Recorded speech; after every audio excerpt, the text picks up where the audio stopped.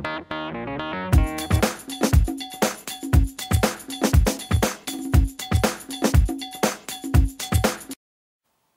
vakaras, su jumis žygiuojantis tikslo link kandidatas į Seimą Andrius Mulevičius. Šios dienos statistika: 196 butai, 78 gyventojai.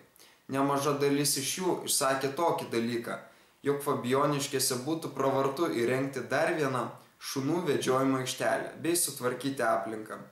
Taip pat būtų malonu, jeigu veiktų fontanai. Taip pat atsakau jūsų užduodamus klausimus. Štai Eglė teiraujasi: koks mano rytas, ar geriu kavą, ką mėgstu valgyti, ką veikiu prieš miegą vakarais.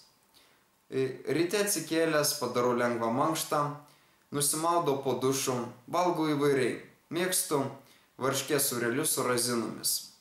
Kavos negeriu, geriu juodą arbatą arba su žolelėmis, štai tokią. O šiuo metu vakare geriu obuolių sultis.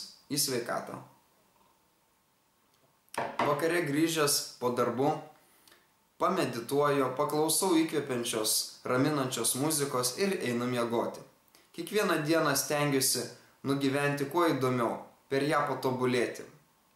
Taigi šiam kartui tiek, pasimatysime rytoj. Jūsų kandidatas į Seimą Andrius Mulevičius.